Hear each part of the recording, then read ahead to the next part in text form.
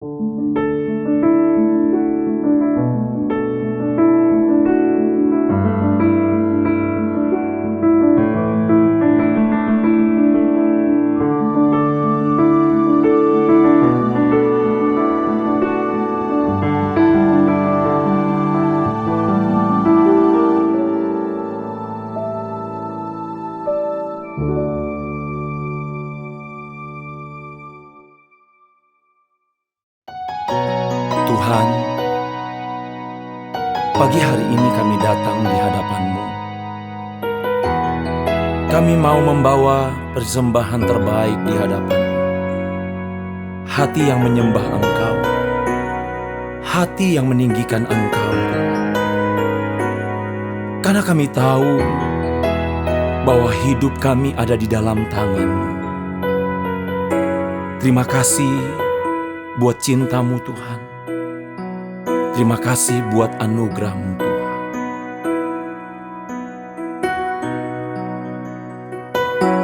Ku cintakan rahmat-Mu nyata bagiku. Hidupku di dalam tangan-Mu. Sejak pagi ku terbangun sampai ku terbaring, ku nyanyi kebaikan-Mu Tuhan. Sepanjang hidupku Kau setia, sepanjang hidupku Kau sangat baik. Nafasku memuliakan-Mu, ku nyanyi kebaikan-Mu Tuhan.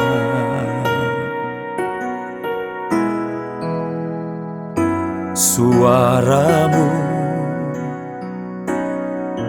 tuntunku lewati api, dalam gelap Kau ada bagiku.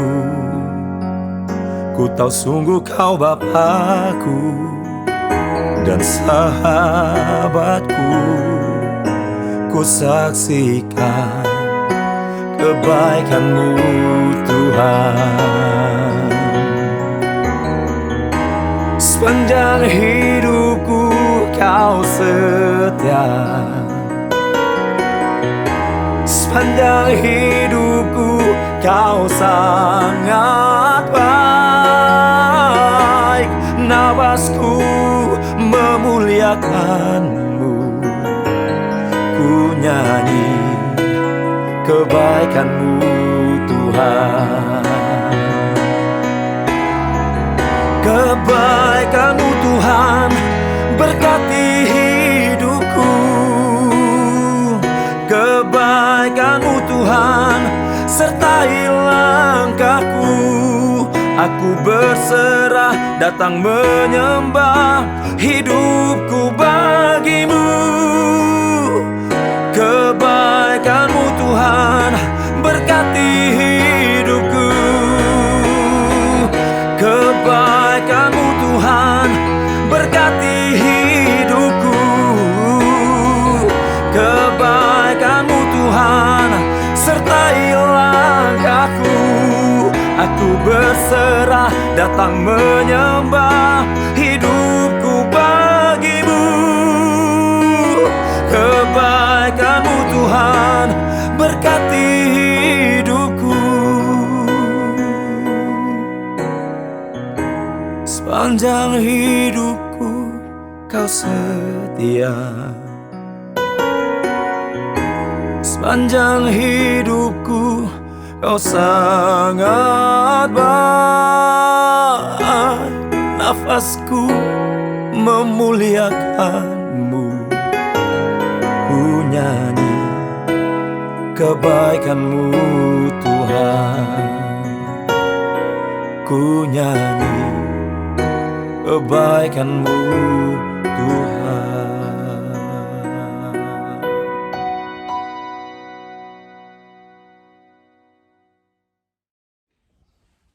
Selamat pagi Bapak Ibu yang dikasihi Tuhan. Judul renungan firman Tuhan pada pagi hari ini adalah resep menjadi baru. Rasul Paulus memberikan nasihat praktis kepada sidang jemaat di Efesus dan kepada kita, sidang jemaat Tuhan saat ini, mengenai bagaimana kita dapat menjadi manusia baru yang dikehendaki Allah. Mari kita baca bersama-sama di dalam surat Efesus 4 ayat 22 sampai 32. Yaitu bahwa kamu berhubung dengan kehidupan kamu yang dahulu harus menanggalkan manusia lama yang menemui kebinasaannya oleh nafsunya yang menyesatkan, supaya kamu dibaharui di dalam roh dan pikiranmu, dan mengenakan manusia baru yang telah diciptakan menurut kehendak Allah di dalam kebenaran dan kekudusan yang sesungguhnya. Karena itu buanglah dusta dan berkatalah benar seorang kepada yang lain, karena kita adalah sesama anggota. Apabila kamu menjadi marah, janganlah kamu berbuat dosa.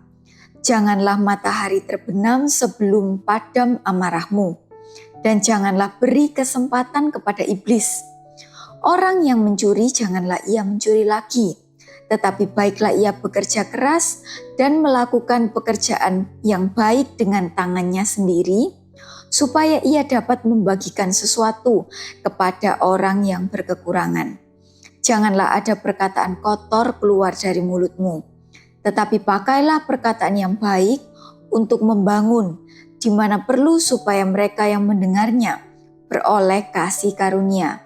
Dan janganlah kamu mendukakan Roh Kudus Allah yang telah memeteraikan kamu menjelang hari penyelamatan.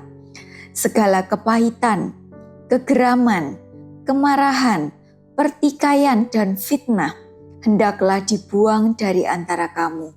Demikian pula segala kejahatan. Tetapi hendaklah kamu ramah seorang terhadap yang lain, penuh kasih mesra dan saling mengampuni, sebagaimana Allah di dalam Kristus telah mengampuni kamu. Resep yang pertama, dari sini kita tahu, yang pertama adalah kita harus menjaga pikiran. Dikatakan di ayat 22, kita harus memperbarui pikiran kita. Di ayat yang sebelumnya, di ayat 17, dikatakan jangan hidup dengan pikiran yang sia-sia. Pikiran sangat mempengaruhi hati kita. Sedangkan hati kita mempengaruhi apa yang akan kita ucapkan dan apa yang akan kita perbuat. Saat kita berpikir negatif, maka hati kita juga negatif, sehingga ucapan dan perbuatan yang keluar dari kita juga negatif. Kita bayangkan saat kita hadapi suatu situasi atau kondisi atau masalah, Bapak Ibu sekalian. Kita harus melawan pikiran negatif kita.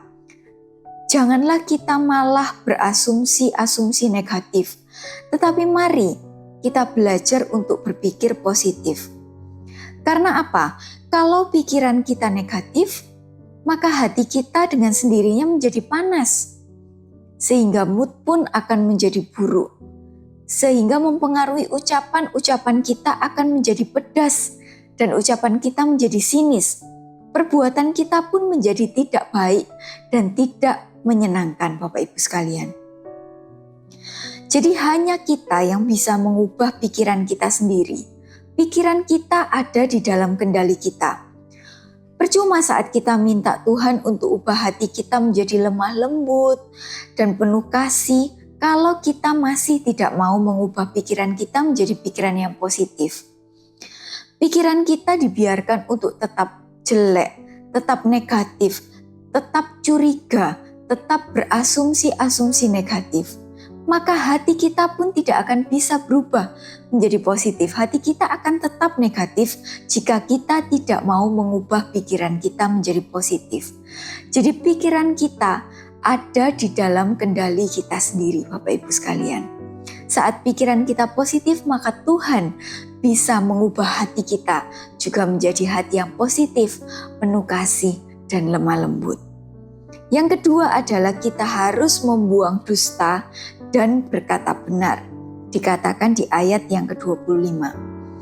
Ketika kita berbohong dan tidak berkata benar, kita sedang mendukung pekerjaan iblis.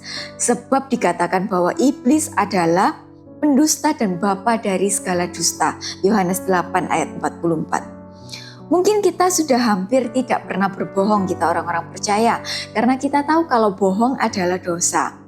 Tetapi kita masih sering dalam bercerita, kita melebih-lebihkan sesuatu, atau kita mengurang-urangi cerita untuk menutup-nutupi kebenaran, atau bahkan kita membelokkan sedikit cerita untuk tujuan apapun.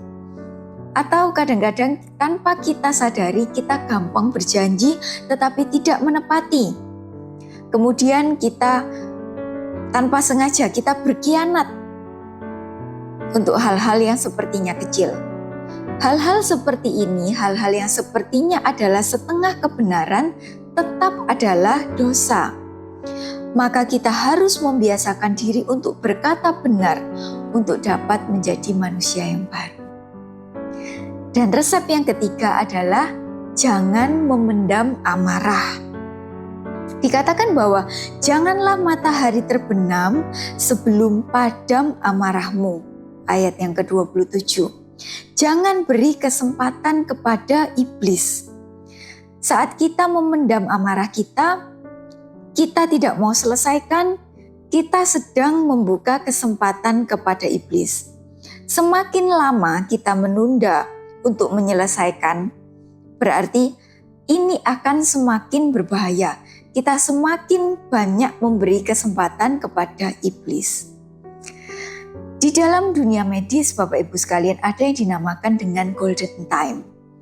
Golden time adalah waktu yang tepat untuk mengurangi risiko cacat permanen hingga kematian pada penderita atau pada pasien. Misalkan, ada golden time atau golden period untuk orang yang sedang terkena stroke. Di sini dikatakan bahwa golden periodnya adalah kurang lebih 4 jam Bapak Ibu sekalian dari saat gejala muncul. Apabila ditangani lebih dari 4 jam itu, maka risiko kerusakan otak permanen akan meningkat. Sedangkan jika ditangani sebelum 4 jam itu, maka peluang sembuhnya, peluang normal akan semakin tinggi. Nah, begitu juga Bapak Ibu, kemarahan, kita memendam masalah, kita memendam amarah, ini ada golden time-nya. Golden time untuk kemarahan ini kalau boleh saya katakan, jangan lebih dari 1 hari dikatakan di ayat ini. Jangan dipendam sampai ganti hari. Jadi segala sesuatu itu ada cara untuk menyelesaikan. Kita bisa bicarakan baik-baik, karena memendam masalah itu tidak baik Bapak Ibu sekalian. Kemarahan yang tidak diselesaikan akan menjadi akar pahit. Ini sangat berbahaya. Di dalam Ibrani 12 ayat 15, di dalam Ibrani 12 ayat 15 dikatakan, jagalah supaya jangan ada seorang pun menjauhkan diri dari kasih karunia Allah, agar jangan tumbuh akar pahit yang menimbulkan kerusuhan dan yang mencemarkan banyak orang. Jika ada sesuatu yang mengganjal, memang sebaiknya diselesaikan dengan komunikasi yang baik-baik. Antara suami istri, antara orang tua anak, antara sesama rekan kerja, antara sesama pelayan Tuhan, antara sesama jemaat Tuhan. Karena sesuatu yang dipendam, suatu masalah yang dipendam terus-menerus akan menjadi akar pahit. Dan seperti kata Ibrani ini akan menimbulkan kerusuhan dan mencemarkan banyak orang. Sebab apa? Sebab orang yang pahit akan menularkan kepahitannya. Dan ini berbahaya. Orang yang pahit akan suka mencari sekutu, suka mempengaruhi orang lain dan akhirnya akan memecah belah.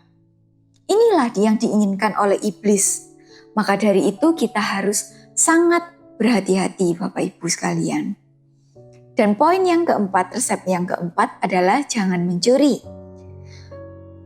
Mencuri adalah perbuatan mengambil yang bukan miliknya dengan cara yang tidak sah.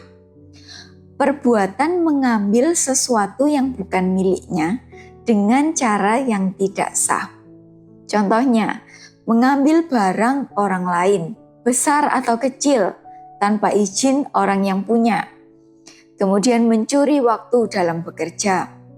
Kemudian tidak mengembalikan barang atau uang yang dipinjam, entah itu sengaja maupun tidak sengaja.